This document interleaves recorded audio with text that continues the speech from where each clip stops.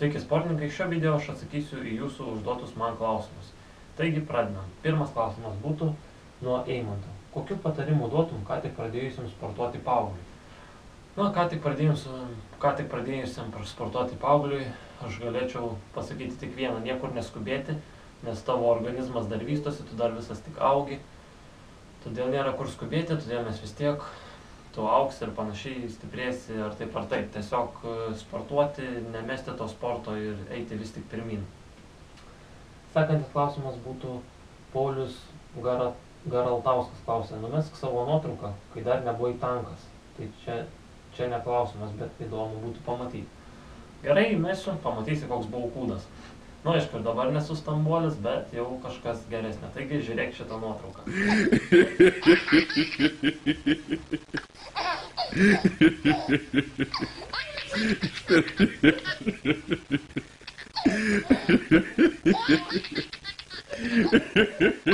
Taigi grįžtam toliau prie klausimų ir manęs klausė Sandra Babolaitė. Nuo kelių metų užsiemi sportu ir kas tave motyvuoja sportuoti?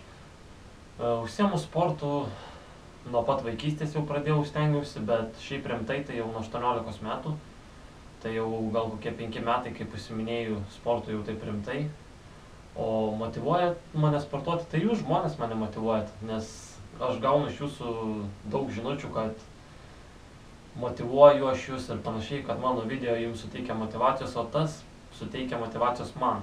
Nes kuo daugiau aš stengiuosi populiarinti šitą sportą, aš matau, kad žmonės nuo manęs to pradeda ir panašiai, aš taip pats motyvuojuosi ir einu į priekį ir stengiuosi vis kartelę kelti vis aukštyn.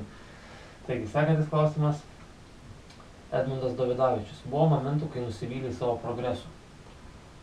Žinoma, buvo ne vienas kartas, norėjau mesti sportą ir panašiai, bet tiesiog taip būdavo, kad tarkim būna labai gerą formą pasiekia ir panašiai, ir buvo man toks įvykis, kaip susirgau plaučių uždegimu.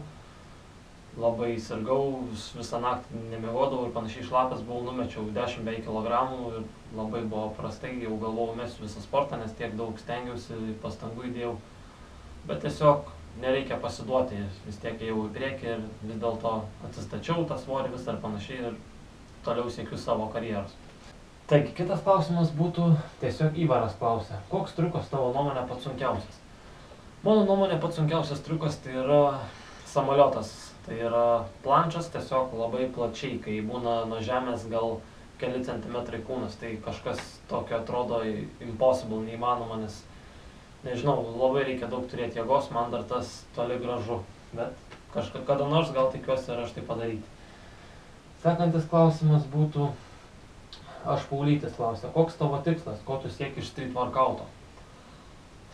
Mano tikslas tai tiesiog, mano tikslas yra motyvuoti kuo daugiau žmonių sportuoti, kad prie manęs prisijungtų ir panašiai, todėl nes kažkada, kai aš dar tik pradėjau sportuoti, daugelis man sakė, kad aš nieko nepasieksiu, būsiu niekas, tiesiog šitame sporte ne man šitas sportas ir panašiai, dėl to aš stengiuosi žmonės motyvuoti ir kalbėti visai kitaip, kad jie gali pasiekti kažko ir panašiai, o ne tik tai degraduoti, kaip kiti sugeba tik tai pasakyti priešingai ir ką nors blogai nuteikti. Aš stengiuosi žmonės nuteikti gerą linkme.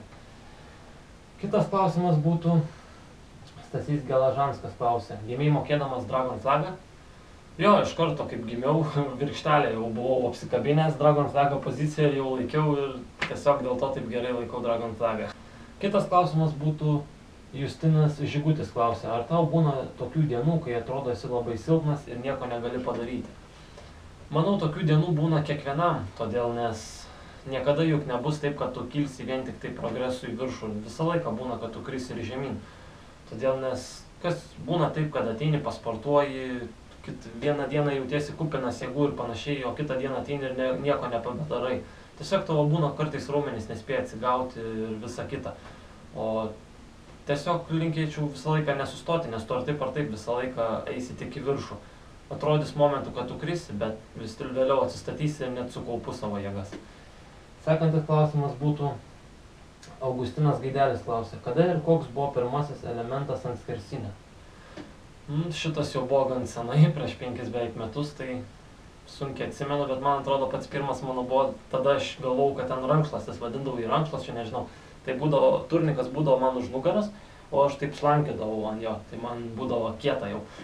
O sekantį triuką buvo, handstandas mano buvo, bet ne tai, kad normalus tiesiog rankom, o aš būdavo siauros lygiagretės ir aš atsiremdavau pečiais, o kojos mano būdavo į viršų ir aš galvodavau, kad čia, aš kietas.